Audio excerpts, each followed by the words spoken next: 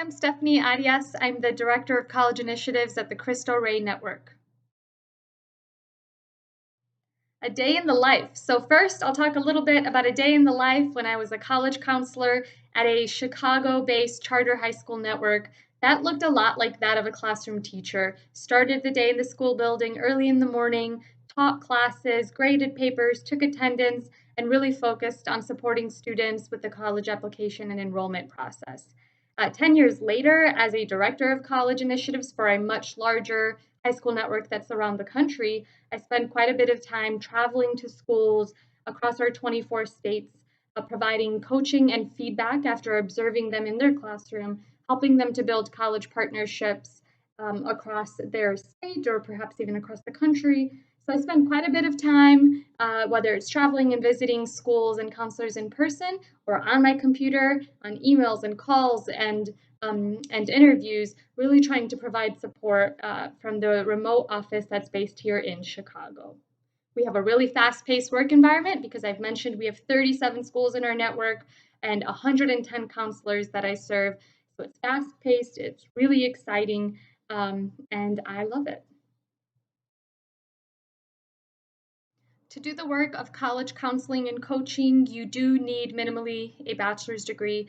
I have a bachelor's of science from Northwestern University. My major was human development and psychological services, and I had a concentration in Latino studies. My pathway to the profession actually included a fellowship through the Northwestern University Public Interest Program, which is a fellowship program that seeks to place graduates with jobs in the nonprofit sector, in the public sector.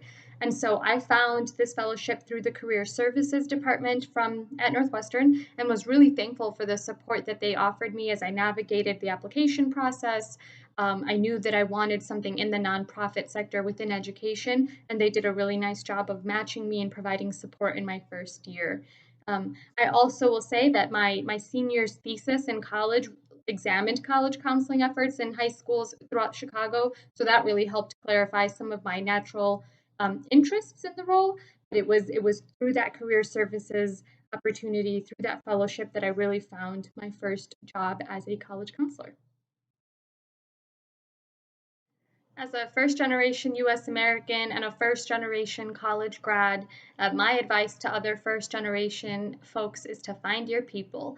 Find those mentors, those leaders that really embody your values and your communication style, the vision that you have for yourself as a leader, and stick with them.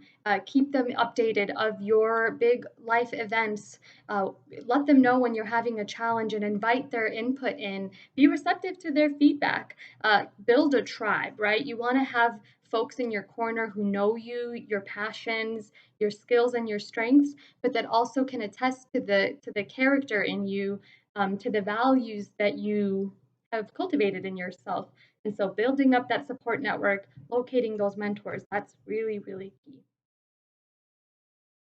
The compensation range for an entry-level position in college counseling is likely somewhere from $35,000 to $45,000. 5 years in, likely somewhere between $55,000 and $65,000.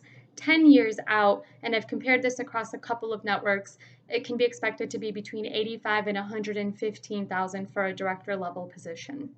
In regards to work-life balance, I refer to it as work-life harmony because there isn't really a 50-50 balance ever.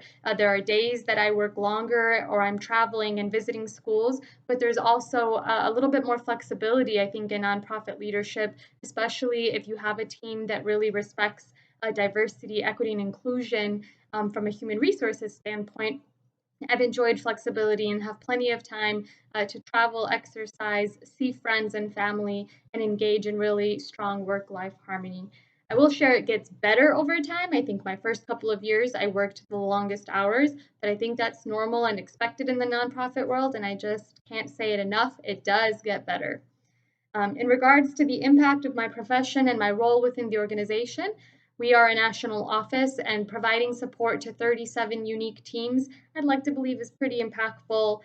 It's really exciting work to be able to bring resources and support directly into the school building. And so it's something that we're really proud of, and I hope to continue to do for a while. For any students who are interested in entering the field of education but don't necessarily want to be a teacher or a principal, my advice is to open up your old high school website or a high school in your network, in your community, and look at their staff directory. Look at the different roles and titles that you see there. You'll see operations folks, advancement, development, and recruitment personnel, counseling staff, of course, in addition to those school leaders. So I think I just wish I would have known about the very many different roles in education before I joined, because I was so nervous about how I was going to fit into this ecosystem without a desire to be a teacher or a principal. So that's my advice if you're interested in education, is to kind of browse through the staff directories of nonprofits or schools that are doing exciting things in your area, and just check out those titles, set up informational interviews, explore those roles to better learn about what's out there.